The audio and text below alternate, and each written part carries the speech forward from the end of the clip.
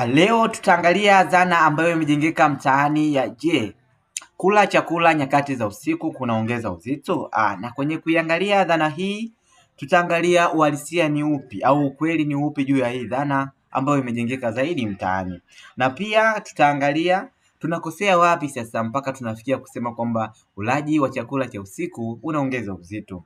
Lakini pia tutaangalizia ushauri wa kitaalamu. Nini ushauri wa kitaalamu juu ya ulaji wa chakula cha usiku, na mwisho kabisa tutahitimisha mada yetu hii au dhana yetu hii. Kwao ni kuombe uweze kuambatana na mimi kuanzia mwanzo hadi mwisho ili uweze kujifunza zaidi. Uhalisia au ukweli ni kwamba sio muda wa kula unaokunenepesha, bali ni jumla ya nishati au total calorie zinazotoka katika chakula chako cha siku nzima. Hizo ndizo zinaweza zikakufanya ukaongezeka uzito. Kwa sababu kikawaida mwili huwa una uwezo wa kutumia kilocalories au nishati kadhaa kwa siku. Sasa ikitokea umekula zaidi ya zile nishati ambazo mwili unaweza kuzitumia, hiyo inaweza ikapelekea ukaongezeka uzito.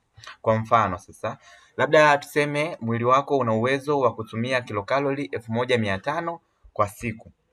Sasa ikitokea umekula chakula ambacho ni zaidi ya hizi kilokalori 1500, labda umekula chakula ambacho kina nishati za 2000 kilokalori.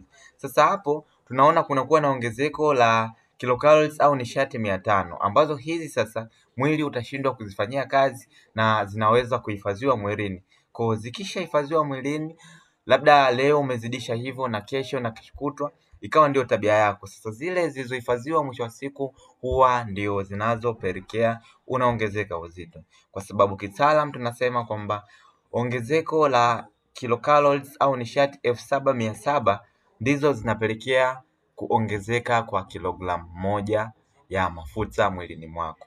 Kwa 500 ukiangalia hapo kwa makadirio ya siku kama 16 hivi unaongezeka kilo moja, na mbaya zaidi inakuwa ni kilo moja ya mafuta.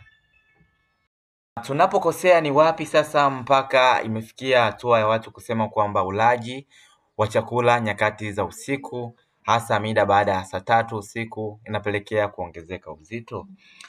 Tunapokosea ni kuwa wengi wetu milo yetu ya usiku imekuwa ni vyakula vyenye sukari nyingi. Hapa namaanisha vyakula kama cakes, chipsi, chocolate hizi, soda, na mbaya zaidi tumekuwa tunakula kwa kiwango kikubwa au portion kubwa bila hata kujua. Kama unakula chakula nyakati za usiku, chagua vyakula ambavyo havina sukari kwa wingi na ule kwa kiwango kidogo. Na pia tunashauri zaidi vyakula vyenye protein ndio vitumike kama vyakula nyakati za usiku. Hapa namaanisha kama mayai ya kuchemsha, kuna mtindi na yogurt, ni vyakula ambavyo ni vizuri zaidi kwa nyakati za usiku. Lakini pia unaweza ukala matunda kama maepo, maparachichi, yote tunasisitiza yatumike kwa kiwango kidogo. Kwa kuhitimisha, sio muda wa kula unaosababisha uongezeke uzito, bali ni kiasi na aina ya vyakula unavyokula. Hapa tukiondoa issue za genetics au vinasaba, kwa sababu kuna aina ya vinasaba mtu akiwa navyo huwa vinapelekea kuongezeka uzito, haijalishi anakula chakula kwa kiwango gani na anakula vyakula aina gani.